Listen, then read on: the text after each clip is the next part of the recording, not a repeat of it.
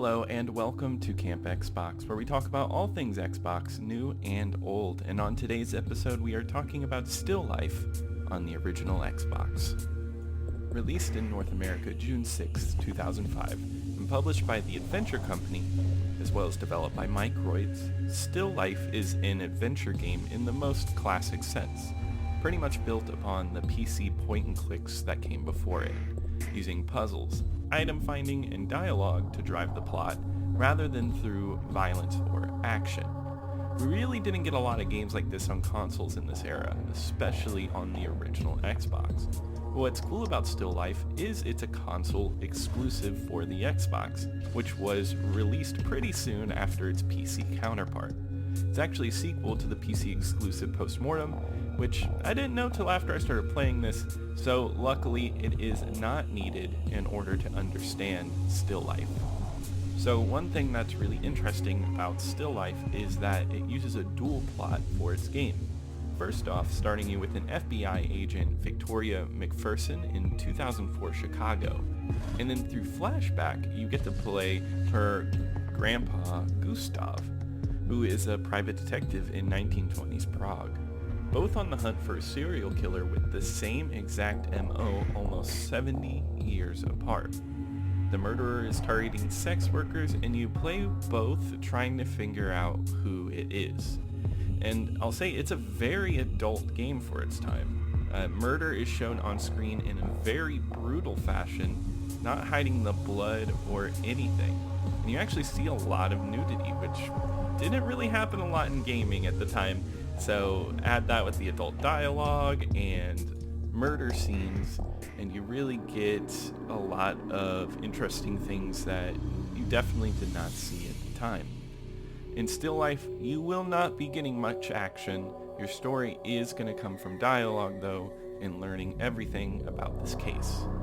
And I was happy about it when picking it up because it does stand out on the original Xbox as something different. I can appreciate what it's going for, and I think it was ambitious for its time. Unfortunately, some of the dialogue here is pretty bad, with Victoria in particular sounding like she's written by a man trying to imitate what he feels like is a badass woman. Some of her lines are just like weird for an FBI agent. What could be considered wit just falls flat and makes for a muddled character that is serious at times, but then will completely flip or switch at odd moments. Speaking of odd moments, the animations on characters are just a little bit stilted. They don't feel fluid at all and are often a bit slow and can kill some pacing in sections. It does look nice though, and it runs at a great 720p on the original Xbox, which I'm always a fan of higher resolutions on the Xbox. The design is really neat here, maybe a little try-hard looking back on it now with its 7-esque editing style, but it really adds for a fun aesthetic throughout the whole game. Another thing that I enjoyed for the most part was the puzzle solving. There are a few simple puzzles, and some will really make you scratch your head, and it strikes a nice balance between the two. Puzzle solving helped pep up what could be considered some of the most boring parts of the game. Only one puzzle in particular really made me upset, and that's one where you have to control a robot in a laser field, and it was a painful experience. The game was not meant for controls like this, and they just feel janky, and the timing is really off, and I feel like it could have just been cut out of the game completely. But really, that's the only awful puzzle that I ran into other than a weird lock-picking puzzle. I do appreciate that the whole game is voice acted though. There are some awful performances, with some being borderline racist, but I do like the voice acting of our female lead. I think she tries her best with some of the material that she's given. And her storyline is much better than the 1920s one.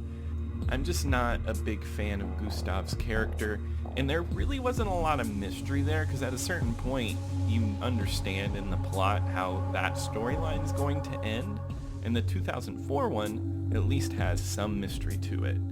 Now, something I do love in video gaming is unconventional endings, and let me tell you, this game has one. I'm not going to spoil it, but I think it's something I really appreciate to see a game try something like this. it really fits into the dark nature of the game. So overall, Still Life is a neat game on the Xbox. It's an adventure-style game lacking in action, but with this more focus on the story, we're able to get something that felt a little more down to earth, and it still let itself be a little fun. I didn't love it thoroughly though, and I don't think it'll stick with me for a long time, but if you want something different on the Xbox, this is a good pick. On my rank list, this goes in at number 7. I think I had more fun with Herbs, but I definitely appreciated it a bit more than I did Second Sight. Well, that about wraps it up. If you enjoyed this video, please give it a like and subscribe to the channel. I will be doing a lot more Xbox reviews soon. But if you played this game or have any games you'd love to recommend that I cover on the show, definitely put that in the comment section. I would really love to read those. And then I'll see you here next time on Camp Xbox.